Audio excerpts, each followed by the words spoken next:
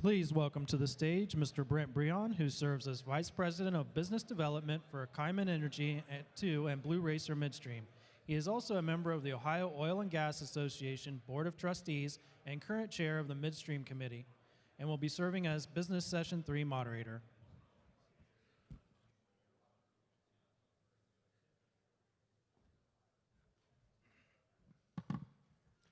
Good morning, and thank you for coming back to day 2 of our business sessions.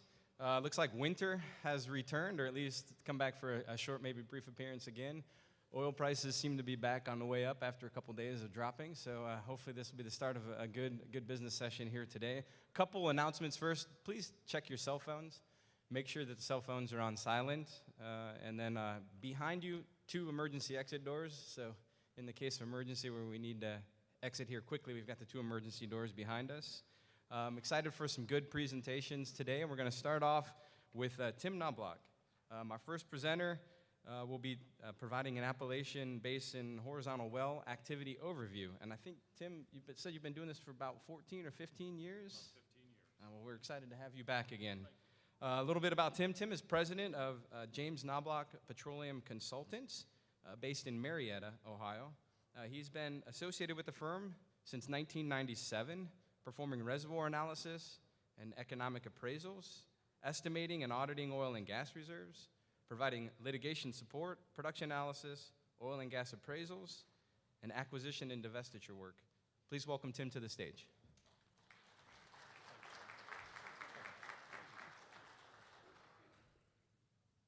Good morning, everybody.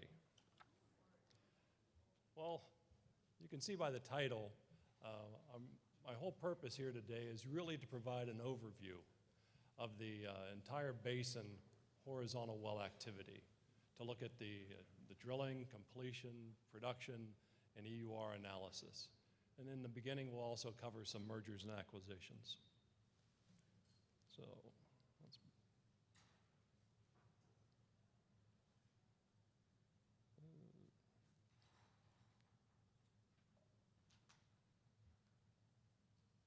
for some reason, oh, there it is. Let's try that.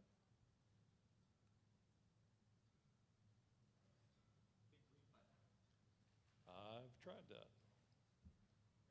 Oh, hey, we're good. Thank you. Okay.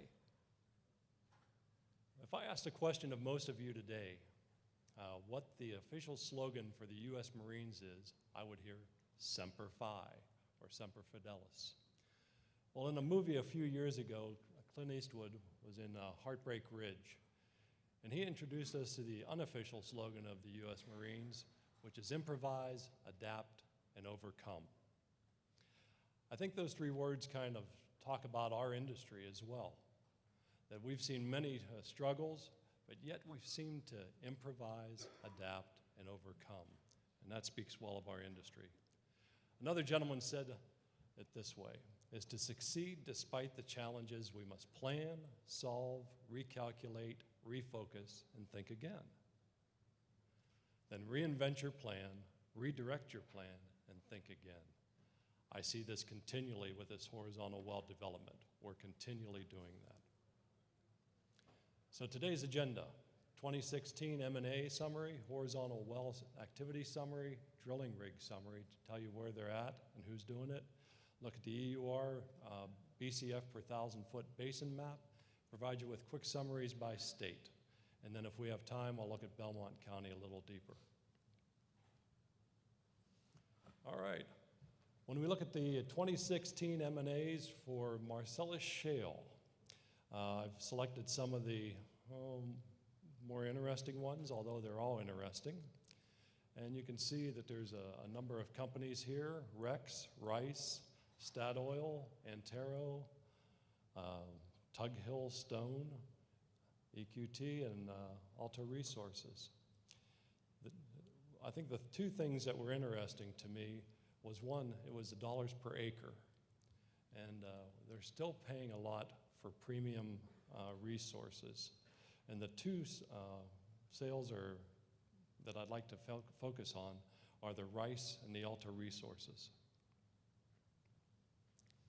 When we look at the Rice Vantage deal, About 2.1 billion was for the upstream, 0.6 billion for the midstream. That's a 2.7 billion. But they got 85,000 acres of Marcellus, which covered, thank you, about 462 net locations in the Marcellus.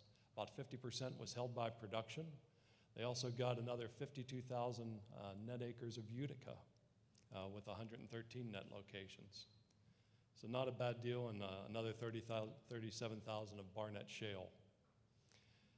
The Alta Anadarko deal, kind of skinny on the information that was available there, but they basically sold all of their Marcellus acreage wells and 195,000 acres, primarily in Lycoming County. What we saw is that from the state data, that was involved about 268 wells. When we look at the Utica transactions, and this transaction data was provided by Tudor, Pickering, and Holt, you can see that the data there is really skinny.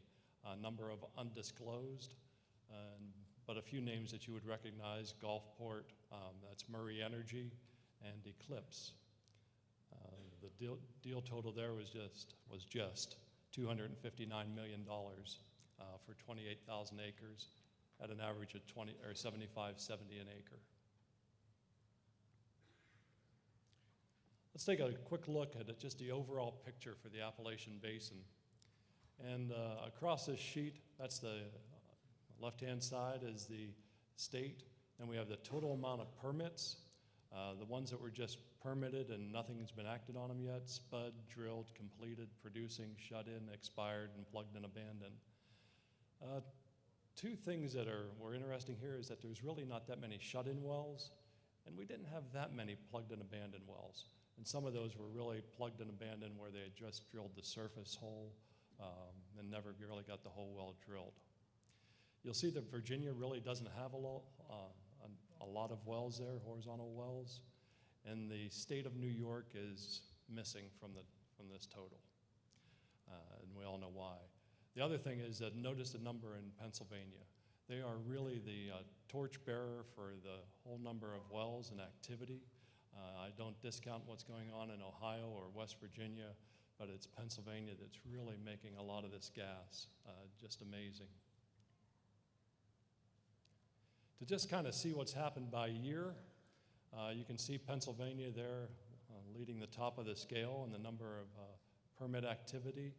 And the permit activity fell off significantly in 2015 and 2016, and most of you know why that is, because in November 2014, oil dropped from $100 a barrel to $50, and gas price dropped from $4+ to $2.50. But you can see by the graph how folks were doing. If we look at it by state, in just another graphical method, you can see where Pennsylvania represents about 65% of the activity. And this presentation will be made available, so there's no need to take notes, and I'd gladly give you one if you need it sooner. If we look at the total wells by formation, of course, as you would suspect, it's the Marcellus. We then have Utica, the lower Huron, and I put everything else in the other bucket. Okay. Average rig count by state. I think at the peak of our work in 2012, we were at about 150 to 160 rigs that were running drilling horizontal wells. And now we're down to about 60. I don't know, that rig count's a little deceiving because of that we started off drilling 3,000-foot laterals. We're now drilling 5,000, 7,000, 10,000, 15,000-foot laterals and accomplishing that in less time than we thought. When you look at the location of those rigs, you can see that they're basically southwest PA, southeastern Ohio, and northern West Virginia, as well as northeastern Pennsylvania. The leader of the pack with the total number of rigs as of January 2017 was Equitable, followed up by Gulfport, Antero, Rice, Ascent, Range, and Swan, or SWN. These next slides are just going to go through them quickly. If you look at the upper left-hand corner, you're going to see the number of wells that were drilled in that year. It'll give you the cumulative wells to date, that year to date. We'll show the gas that was produced in that year of, in this case, 1.2 TCF, and then to date was 1.8 TCF. And this is all associated with horizontal wells. And then the oil side, 1.4 million up to 2.4. The red dots on the map will show the wells that were drilled that year. The gray dots basically represent everything.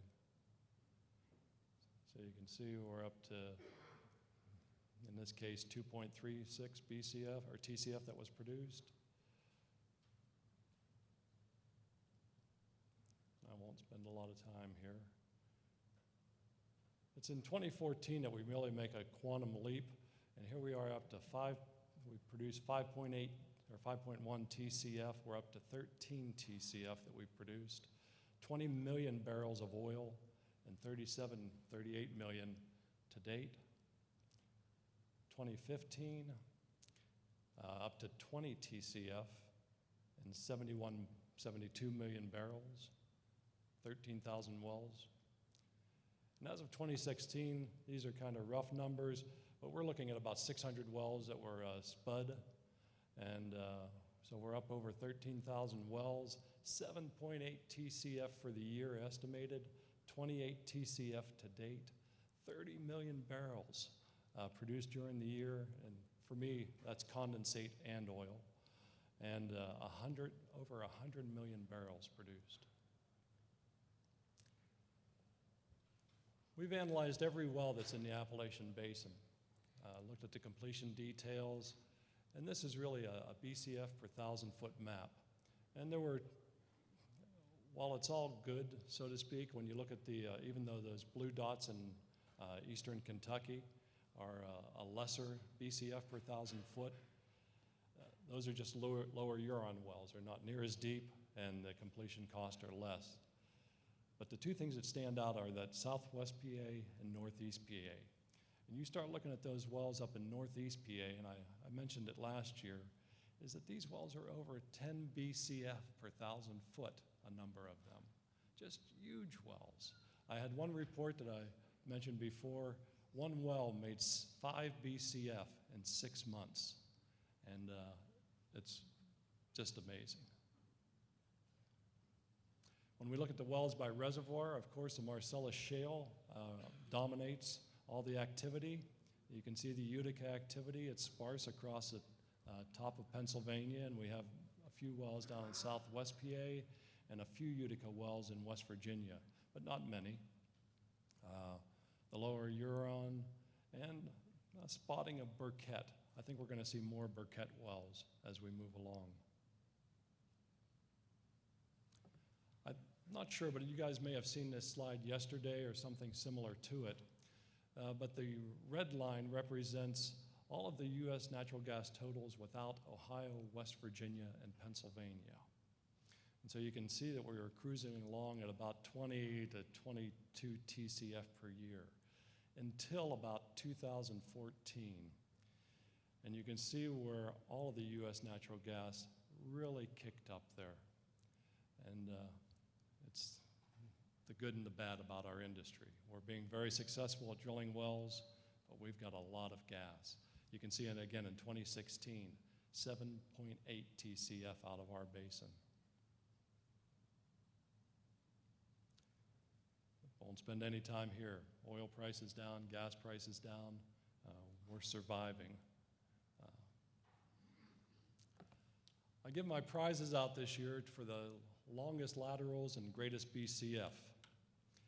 In Ohio, of course, it was the Eclipse well, the Purple Haze, over 18,500 feet of lateral length, 124 stages, 150-foot stage length. Initial forecast of about 37 BCF for that well, over 2 BCF per 1,000 foot. In Pennsylvania, that went to Noble in Greene County for an 11,000 footer, just 38 stages, 298 stage length. So this was even a little bit older well, 12.1 BCF. In West Virginia, EQT took the award there with the Henderson, 12,000 footer. I think this is going to be the norm going forward. for lateral wells. We're going to see everything north of 7,000 foot.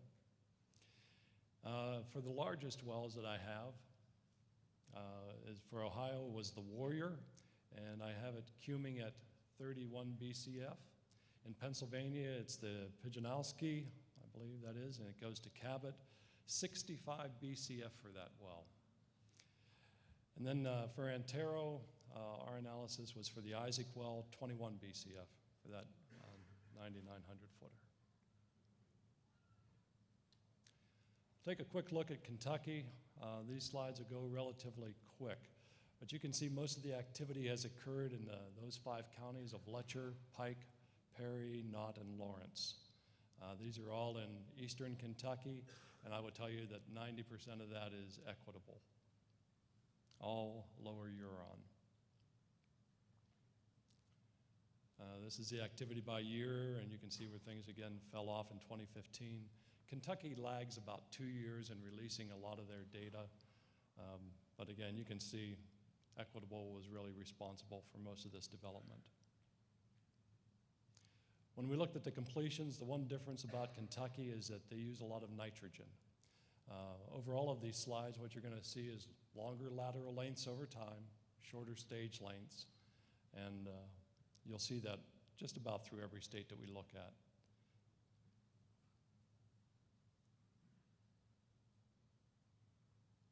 Let's take a quick look at Ohio. Marty Shumway probably went to work on this yesterday with the DeBrose report. But you know, there's the top 5 counties that represent about 80% of the activity so far. Leading the pack with Carroll, Belmont, Harrison, Monroe, and Noble. But these, when we look at them over time, it's a little bit different story as to where the activity is. And we know that Chesapeake was responsible for really a lot of the preliminary work that was done in Ohio.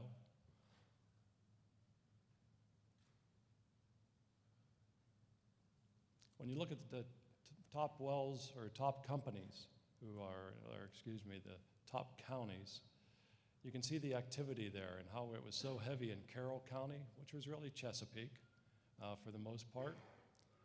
But then we had Harrison picking up there and was really pretty strong in 2015. 2016 is a little bit light, but you notice that most of that activity is in Belmont County. So it changes from area to area, is what we noticed.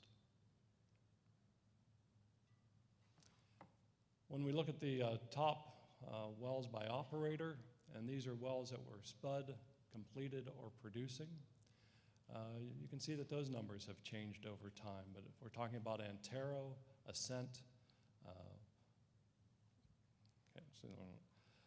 Eclipse, or Chesapeake, Eclipse, and Gulfport. And Chesapeake there is, of course, in the green and got us started into where we're at today.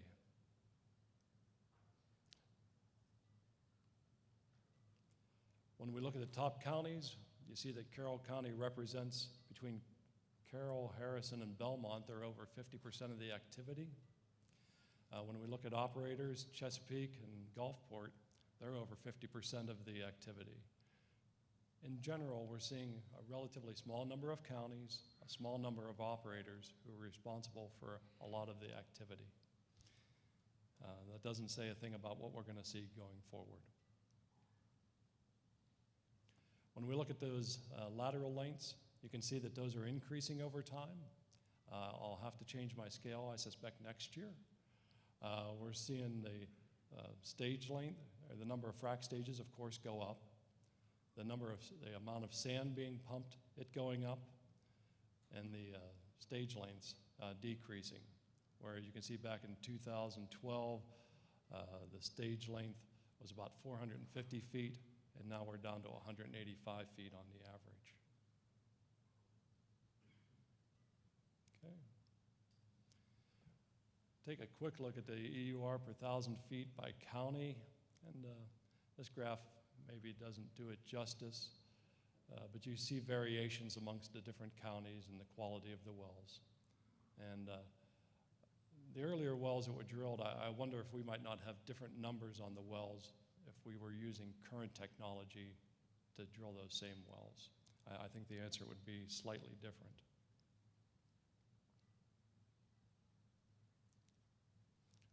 I'll jump over to Pennsylvania. Again, we have 5 counties that basically represent about 80% of the activity.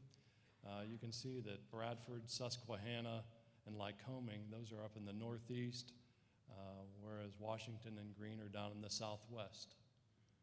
And when we're looking at the total producing wells, we're over 6,000 producing wells in Pennsylvania out of the 13,000 permitted. And you can see the change over time as to where that activity has occurred, whereas Susquehanna really went dead after 2015. Bradford County, things had got really quiet up there.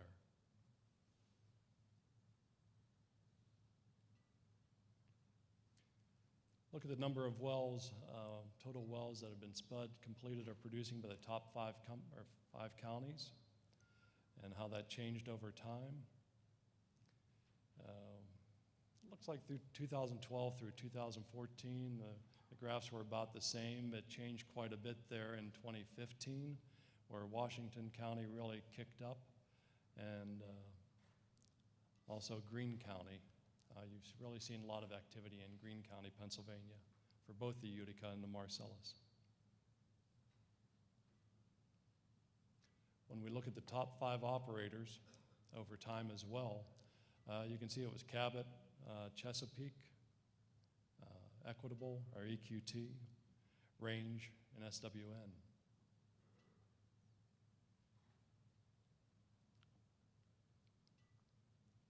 Okay. Looking at it this way, the main operators in Pennsylvania, Range, Chesapeake, Equitable, and SWN, and Cabot, account for about 50% of the activity.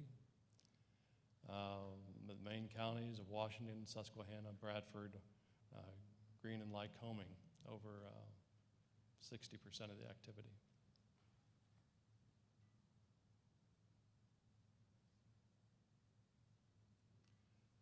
When we look at the total treated length, again, like most of the other states that we've looked at so far, increasing total lateral length, decreasing stage lengths. Where we had started off at 334, we're now down to 184 feet.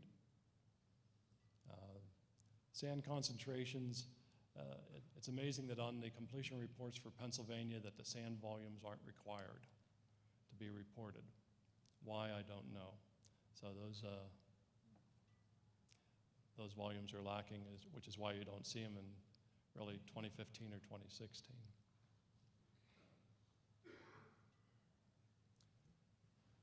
You'll notice that the values are kind of light there in 2016 as far as the BCF per 1,000 feet. Just insufficient data to do anything with. We started looking at everything else though, and you're seeing values that are up above 1.5 BCF. It seems that when this industry, or when the horizontal industry started, our bar was really a BCF per 1,000 foot, and we thought that was really something. Well, I think that bar has been raised, and it looks like we're at least a 1.5 BCF and shooting towards 2.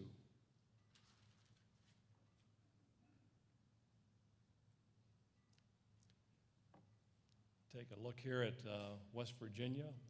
Again, we've got about 5 counties accounting for about 80% of the activity. We have about 1,700 producing wells in West Virginia. And you can see how that's changed over time.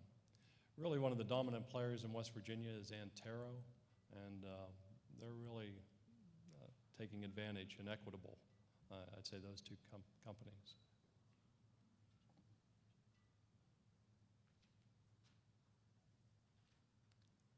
So we look at the values over time, and we can see that, excuse me, Doddridge peaked out there in 2014, fell off quite a bit in 2015.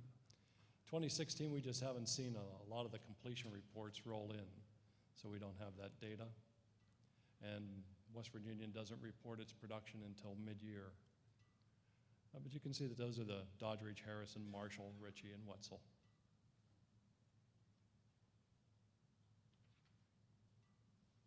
If we look at the top 5 companies, again, Antero's in blue, and they really jumped in with both feet.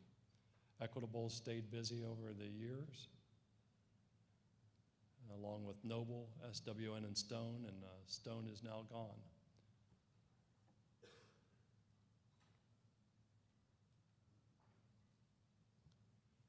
When we look at the counties and look at the totals, you can see we're between Doddridge, Wetzel, and Marshall, Harris and Ritchie, we're over 60% of the activity.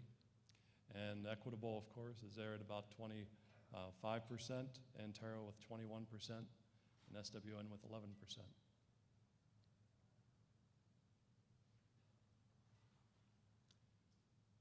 Similar story there as we've seen in the other states, increasing stage or total lateral lengths.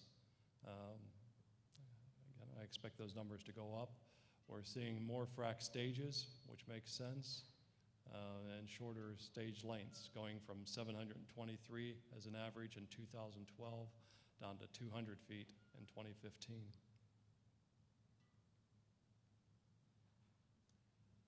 And we're running in that 1 to 1.5 range as far as the BCF per 1,000 feet. Seem to have a few outliers there in Marion County. May have to check on that. When we look, let's take a quick look here at Belmont County. When we look at 2012 to 2016, we see that Gulfport really jumped in 2014 and had a lot of activity there. 2015, on 2014, Rice put their toe in the water and then jumped in 2015, and in 2016, it's Rice, it's Gulfport, and it's Ascent who's responsible for that activity. When we look at the total treated length there, you can see it in by the graph that we've gone from 5,000-foot laterals up to 8,700 for the average. We're seeing increasing number of frac stages. I see frac stages of 25, and when we were seeing 25 and 30, it reminded me of the Upper Devonian in northern Pennsylvania, where we'd have 25 to 30 stages. Of course, they were only 4-foot stages. Here, we've gone from 330-foot stage lengths down to 174. The activity, if you notice that the producing wells are in red, it's kind of tough to see them on this graph or map. The permitted are in orange, the blue are shut in, and the completed are in white. And we're kind of spread out across the county. When we first started talking about county, we were kind of assigning a general BCF per 1,000 foot. That is not the case.